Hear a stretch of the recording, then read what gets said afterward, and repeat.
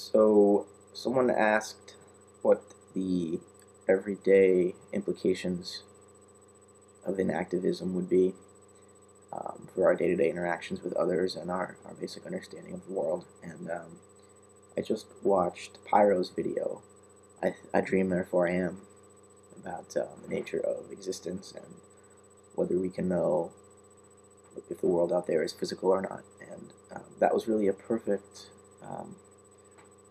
warm-up for me to try to answer this question about the practical implications of enactivism, um, because for enactivism there is no objective physical world. So in a sense, reality is a dream. But you mentioned, Pyrrho, in your video, the unstable nature of the dream world as opposed to the waking world. When we fall asleep at night and we have dreams, if you look at clocks, any numbers, letters, language, written language of any kind, it's very unstable and it's popping in and out of existence and flying all over the place, and you can't get a handle on it.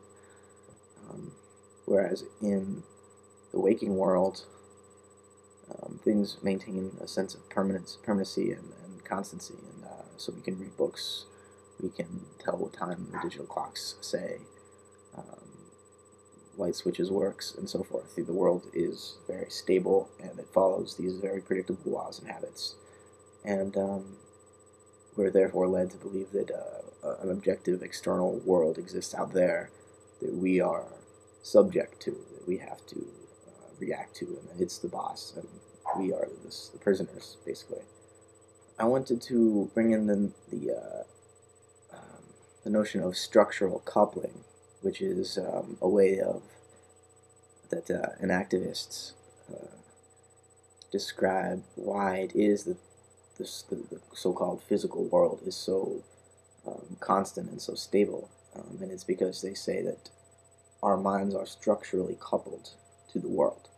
So in other words, this notion that we bring forth the world with our perception is not so much that we're projecting it all. And a lot of people criticize enactivism by saying it's just a rehashing of the old Berkeleyan idealism, and it's really not. I don't think, because it's not trying to say that the mind is projecting all of this.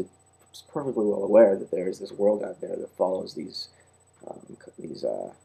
very stable and fixed laws, and we can't just I can't think really hard and lift off the chair and start flying around, and I can't make objects disappear. I can't move them with my mind. But enactivism says this is because we have evolved together with the world, and so the permanency of the world out there is really a result of my evolution and the world's evolution being so intertangled and intertwined that there's no separation between us. So it's not so much that the material world is produced by the mind, but in another sense, it is. Because one thing that enactivism wants to bring into the picture is this notion of what we do when we describe the world. And there's a computer scientist named Douglas Hofstadter, and I'm reading his book right now. It's called On a Strange Loop. And his ideas are very similar to enactivism. Very similar. The only difference is that he still wants to hold on to this notion of a physical world out there. And when he questions his identity, his sense of self-consciousness, his I, his ego, he thinks of it as though it's an illusion. It's not really there. It's sort of this virtual thing that's brought into this world or into existence because of this strange loop that is his self-referencing cognitive system. But for him, still, this self-referential brain structure up here is based in a physical world, and the physical world is what's really real.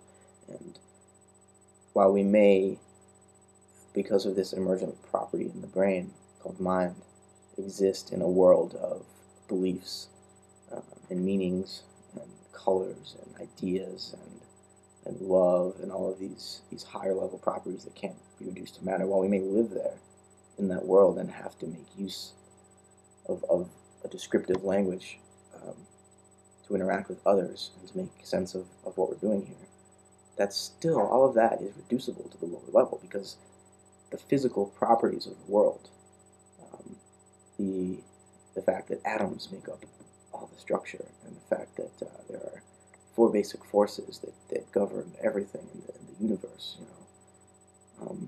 that's what's really going on. And so Hofstadter has this, he's almost,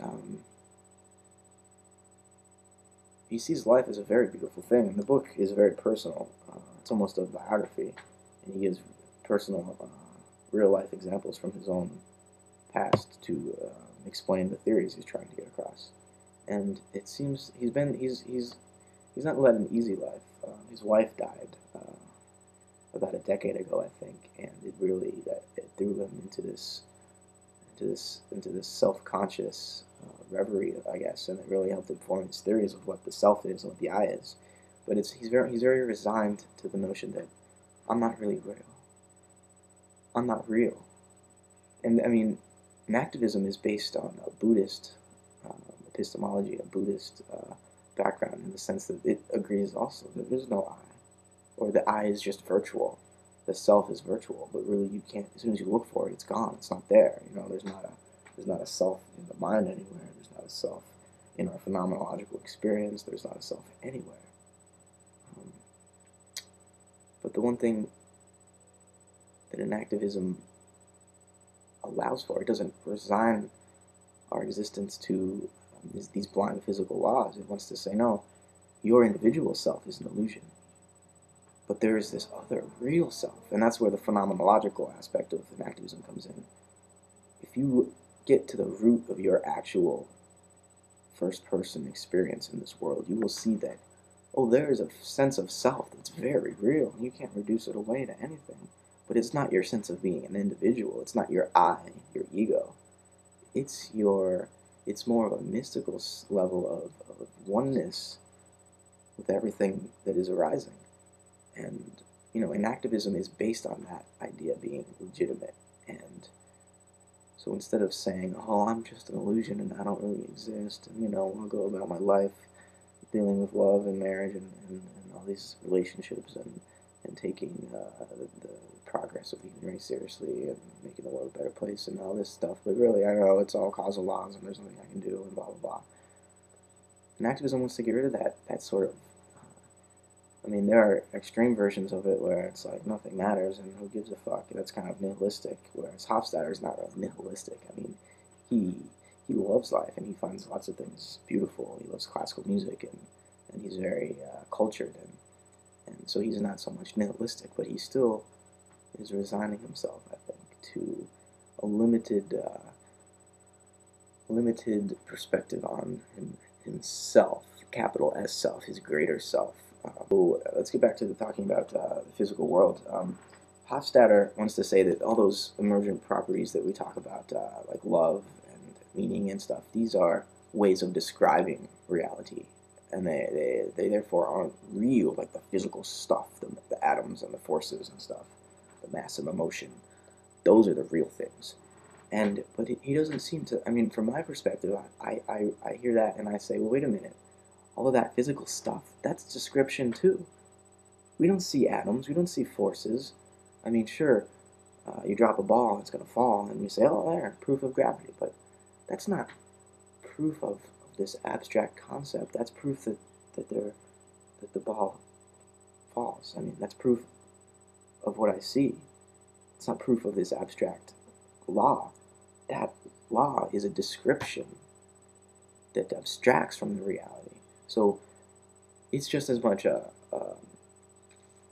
description or this higher level property that floats above whatever would be real, that as talking about love and meaning and emotion and all these other cultural things. They're both just levels of description. Measurement is, in a sense, description. When you measure something, you're describing something. And when you're describing something, you're articulating something that wasn't there before.